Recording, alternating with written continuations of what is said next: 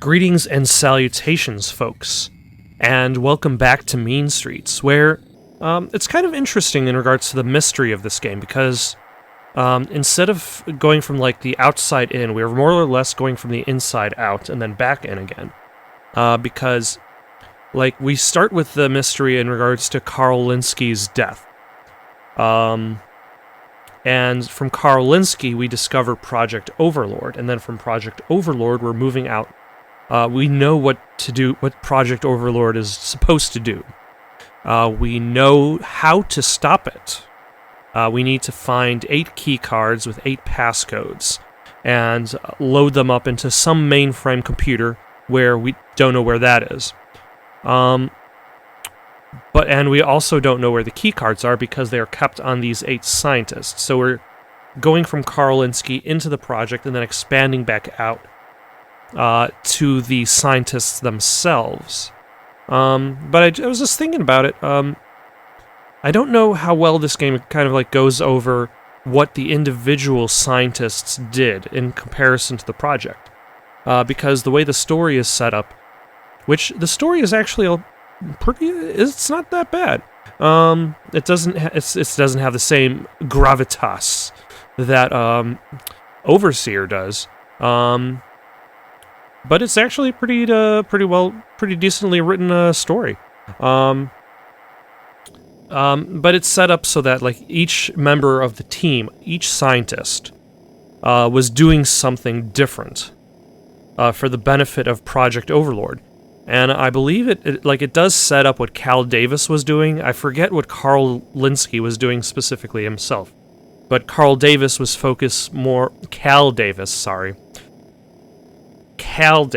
and Carl Linsky.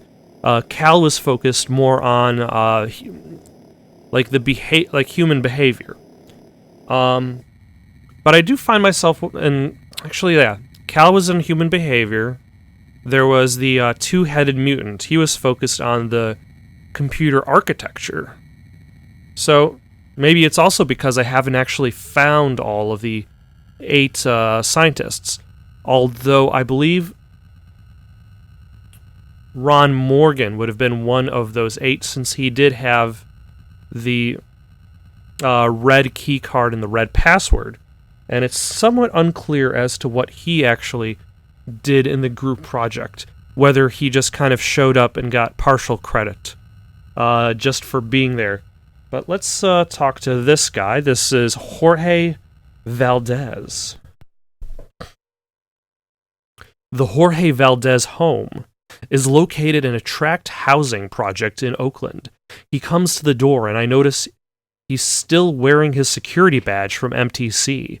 I ask him a few questions about MTC, and he gets a suspicious look on his face. They're keeping everything top secret. I know some Law and Order party big shots from Los Angeles have been in the office on a number of occasions. No one is supposed to know where they're from, but I overheard them talking while I was doing some service on one of the computers. I ask a few more questions. It's obvious he distrusts what's going on, but isn't quite sure what they're involved with. I thank him for his time and leave. So Jorge Valdez has got nothing.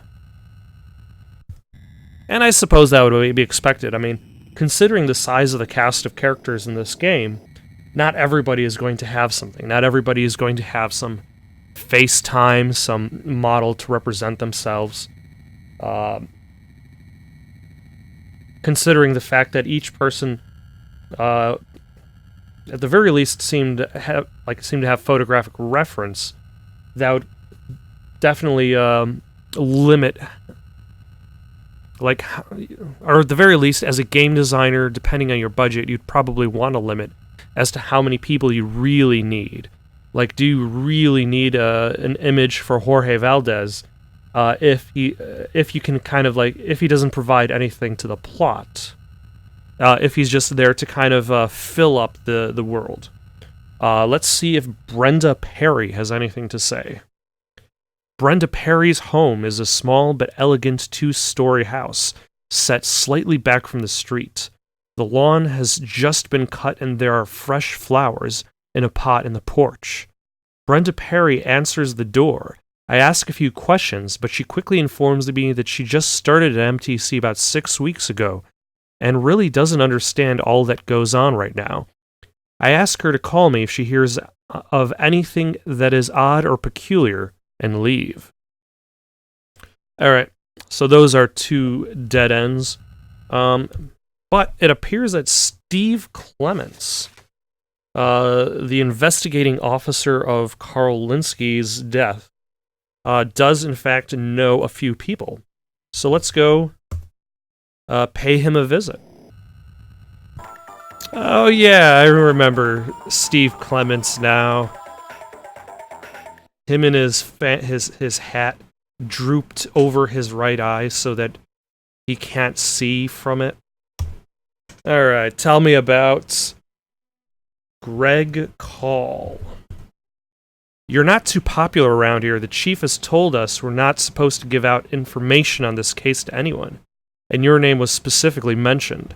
I'm taking a big risk even talking to you. This Professor Call commits suicide in his apartment. Oh my. Okay, he's dead. Nav code 4753.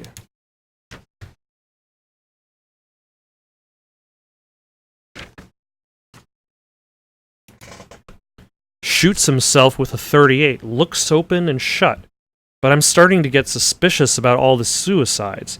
And before we got there, a couple of goons from the Law and Order party had gone through the house pretty thoroughly. That is very suspicious. Now tell me about Big Jim Slade. Slade's a dangerous man. He's from Detroit. And when he's in town, there's always trouble brewing. We've never been able to pin anything on him, but I'm sure he's a hired gun who's killed a number of people. If you're looking for him, good luck. He's likely to find you before you find him. A guy named Ron Meat might be able to help you, though. Okay. So, I can cut off Steve Clements' relationship with Big Jim, but Ron Meat knows Big Jim. And I know Ron Meat. But for now, though, let's head over to Greg Call's apartment, because that sounds interesting. Another scientist who had offed himself, presumably due to Project Overlord. And he's local. Guns. I was not expecting guns. Also, is this an interior location?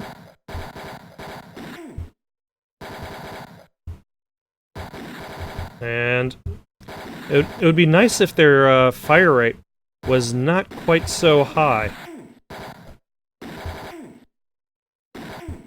And that there weren't so many of them.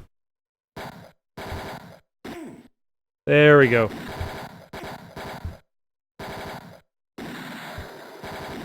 I mean, at the very least, the bullets are really slow.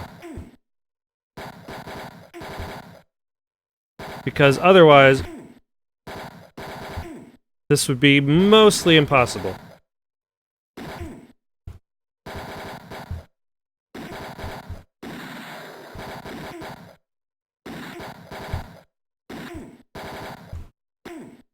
There we go.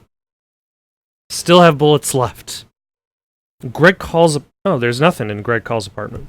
Greg Call's apartment is located in Vallejo. It feels quite Spartan, stocked with only the bare essentials. I search the place carefully, but there isn't much to see. I move the dresser in the bedroom, and a map falls to the floor. The map is of an area of California near Mount Shasta, and the navigation code 8911. Let's write that down. Is circled. If the Law and Order boys had found this, they would have taken it. Maybe this is where the laboratory is located, and I can beat them to the punch. I return to my speeder as quickly as possible. Alright. So a clue that leads to a clue. And let's see where this actually leads to. I fly to the location near Mount Shasta that was circled on the map from Professor Call's apartment. The landing spot is deep in the forest and heavily mountainous terrain. After searching the area for a few minutes, I find an opening to a small cave and go inside. The narrow cut in the rock descends about 100 feet and then opens into a large cavern. I see a small light coming from a chamber in the far wall, and I decide to check it out. This must be Call's laboratory. That's an interesting place to keep your laboratory, I gotta say.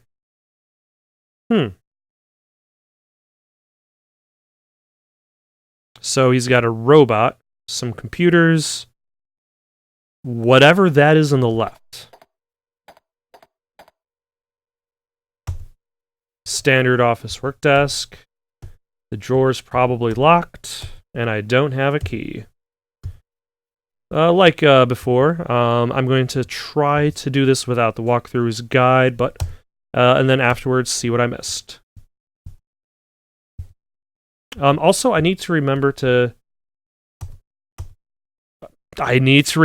move things. A small desk key. And I wonder if that is for the drawer. Ooh, I got $500. And some bullets. 100 rounds of ammunition. What was Professor Call? Well, I guess he was in a cave. Let's see. I don't have the password and I don't have the key card. A medium-sized circuit box. It's locked and I don't have the key. A utility field robot. Over 20 years old. Looks to be in poor condition. Danger! Danger! Warning!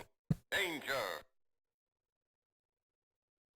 Danger! Danger! Warning! Danger! Danger, Will Robinson. Danger! Ooh, a stalagmite. Formation, yes. It's a natural addition to the room and cannot be moved. Good idea. A large flat map file.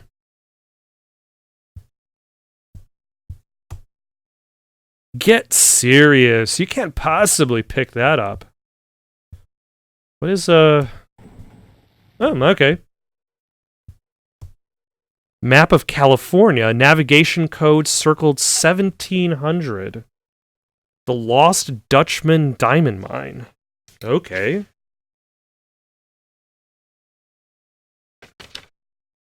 I'll write that down. And a vine, an extremely thorny vine. You grab the vine and try to move it, but it's full of thorns and rips your hands. There's a shelf cut into the stalagmite, but to move the vine, you'll need to have protection. You'll need to have protection for your hands. Okay. The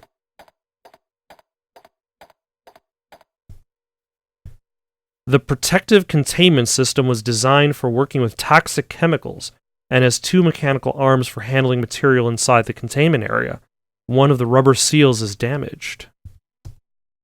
A sealed vial labeled nerve agent.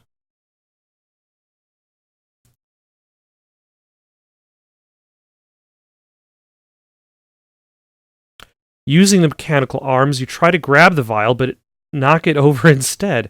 It cracks open, releasing deadly fumes. An alarm goes off and the door slams shut. You have 5 minutes to open the door and leave before you die. Great. Danger! Danger! Warning!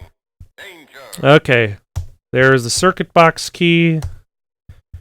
Let's look at the stalagmite, which was formed by the drip of blah blah blah. Let's see what's going on up here first. A large cabinet is fastened on the wall using a 3-1 oil that I found in Linsky's lab. I'm able to get it open.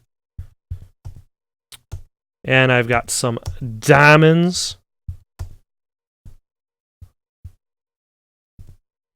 Throwing the switch shuts down the inertial confinement the inertial confinement unit, releasing deadly nerve gas. Oh my gosh. Danger! Danger!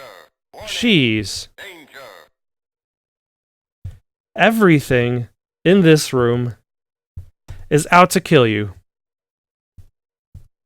I have a pole measuring 10 feet. A rectangular warning sign with the word danger written on it.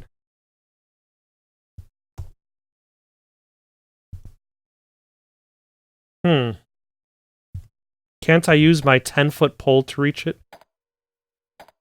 Okay, let's head back to the circuit board really quick, like, as fast as possible. Alright, open the circuit box.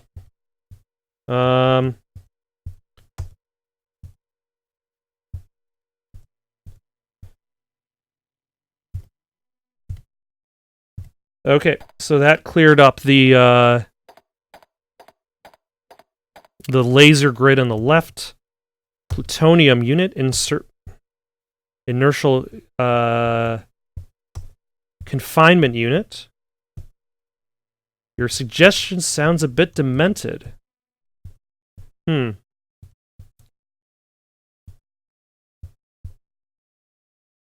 You hear a louder humming sound and it continues to get louder.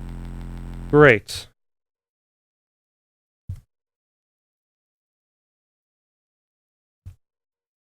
The fusion generator model FG 200B 200 megawatt output.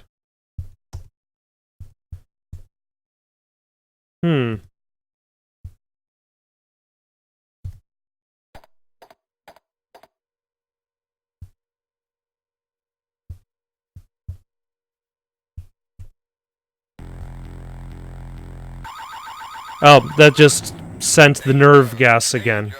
Warning! Danger! Okay, let's head back down here. Maybe I can grab the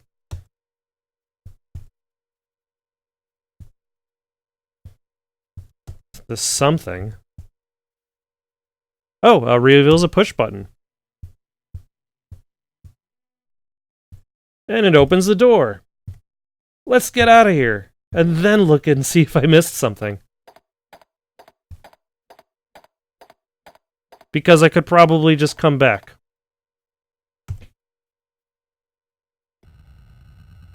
Because at least I'm alive. Okay, I've actually done everything in there, so great. Let's head over to the Lost Dutchman mine. And now let's see what is in the Lost Dutchman? The Lost Dutchman mine. I fly to the site of an old gold and diamond mine that was circled on Professor Call's map. I look inside the mine shaft and around the property, but it looks as if it had been abandoned for quite some time. Nothing else to see or do at this location.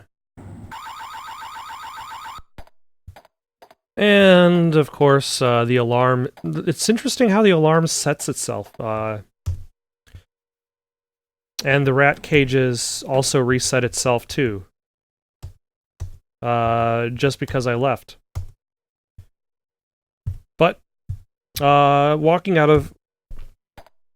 What was his name already? Greg Call's laboratory. I wasn't completely empty-handed.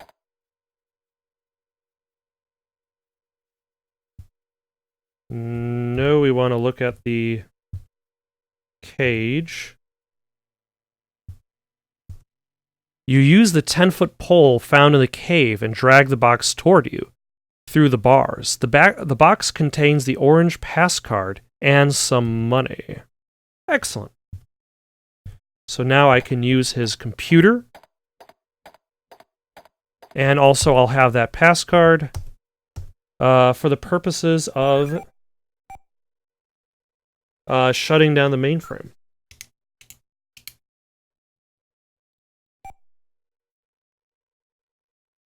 Okay, so bishop, pawn, king, and stalemate have already been selected. Queen, king, rook, checkmate. Ah, okay.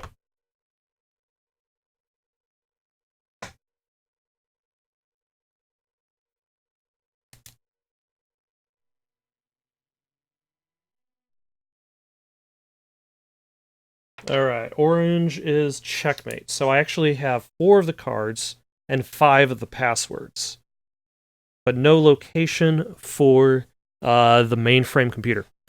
Have achieved minor success. The control microchip is placed inside the chimp today by drilling a burr hole through the temporal lobe. I was able to control the male's aggressive tendencies through electrical stimuli to the neurotransmitters in the brain. This action releases the appropriate amount of chemical to tame aggressive tendencies. This test is an encouraging sign that several sociopathic disorders could be controlled. Of course, if you're ever trying to control the world, it has to be for the purposes of good, because all roads to hell are aligned with good intentions. Have been able to manipulate elements of ape behavior by inserting control.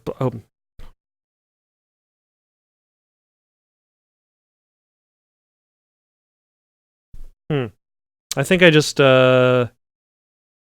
moved that real quick. Like, let's try that again.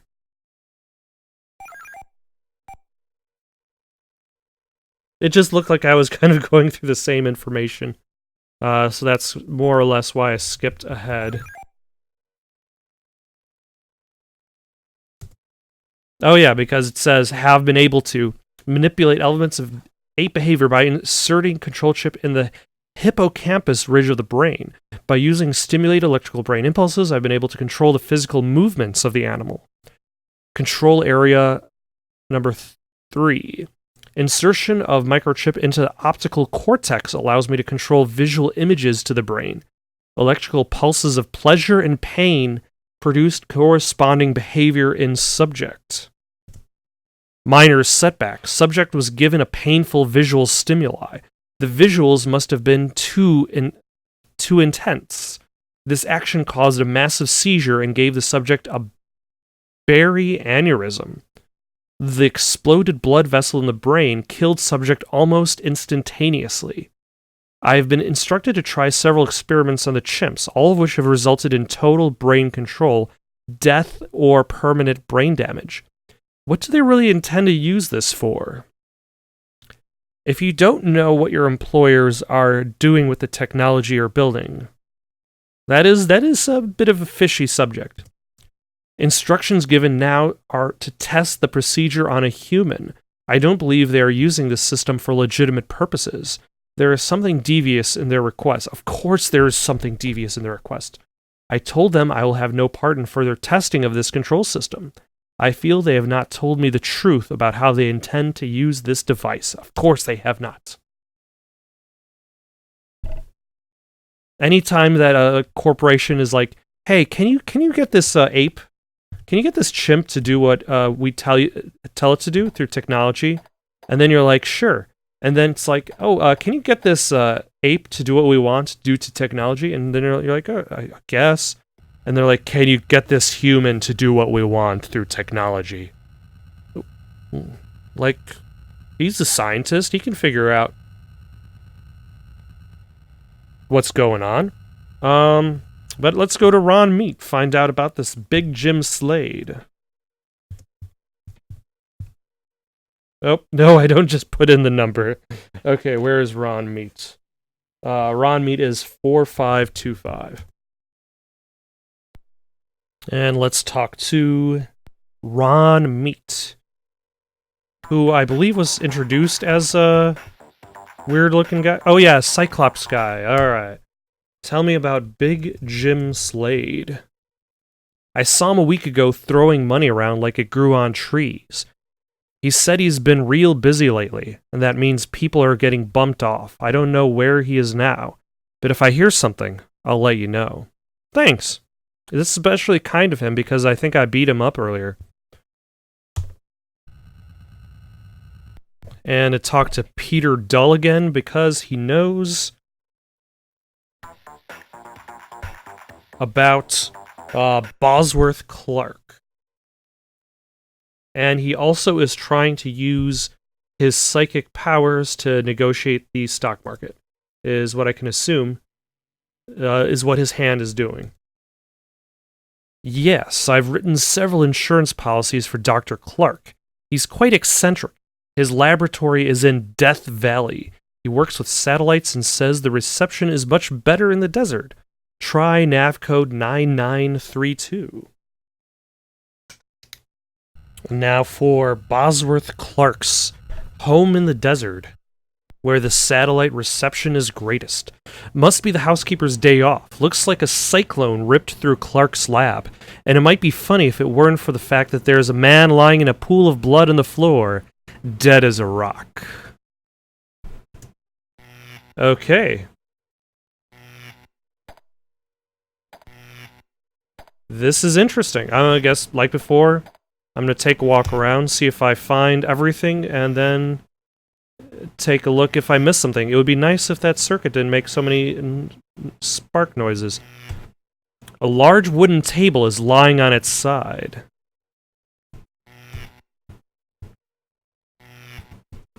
Camel cigarette butts are scattered on the floor.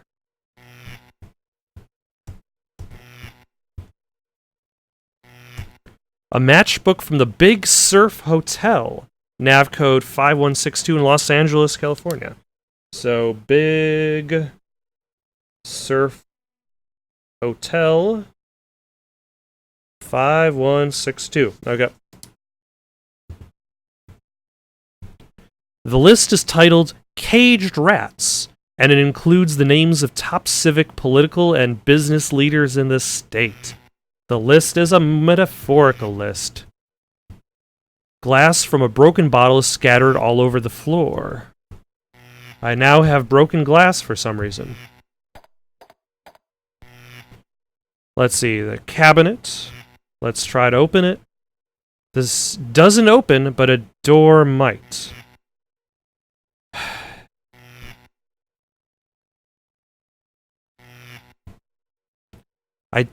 Tall metal cabinet with shelves and a door. It doesn't open, but a door might. Oh, okay, because the door is way down there. Large power unit. It's too heavy to lift. A robot at a monitor station.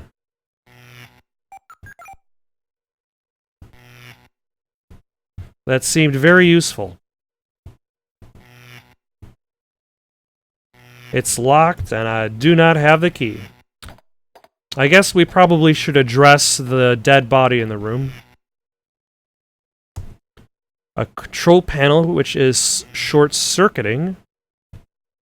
A bank of monitors, some of which are broken, display information received from a satellite.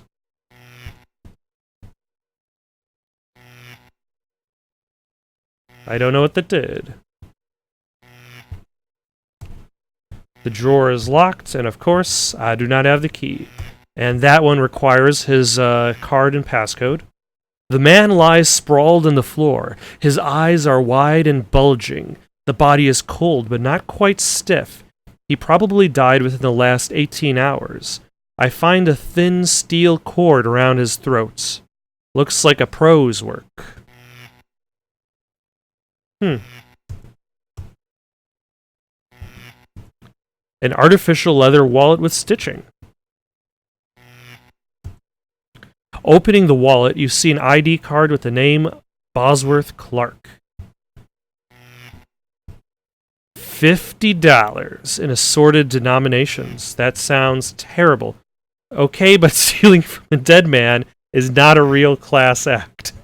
It's not. And taking his wallet, too.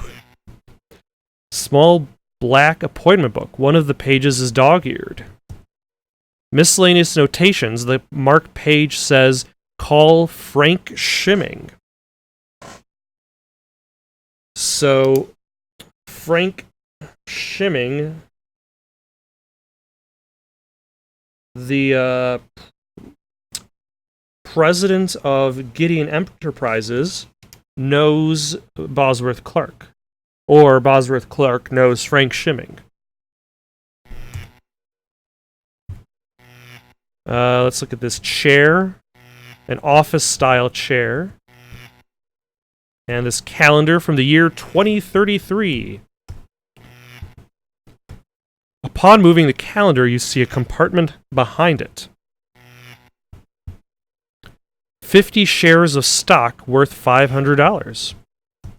All right. You know, he's calling foul about looting a dead body, but he's also been looting these other dead scientists' homes already, including Carl Linsky's home, who is his client's father. So it's like, satellite monitor master control panel. Visual Station 1.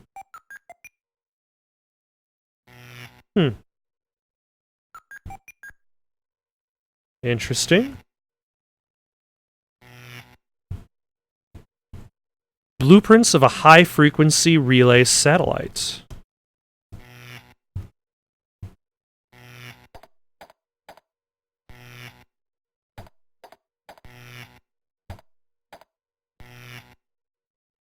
Stainless steel sink. You don't have the time or the tools to remove it.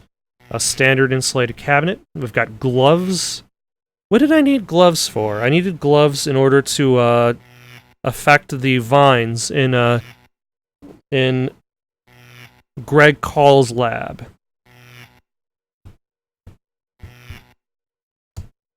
A coffee cup imprinted with Ski Utah on it. And a half-eaten bologna sandwich is on the counter. And of course, there is a key underneath the sandwich. And we will also get the sandwich. See, that's the thing with adventure games. That's what you do. You take everything that's not nailed down. Even if it belongs to the dead man on the floor. No, let's... No, I guess, this is not a unique thing way over here. So, I believe the cabinet door was locked.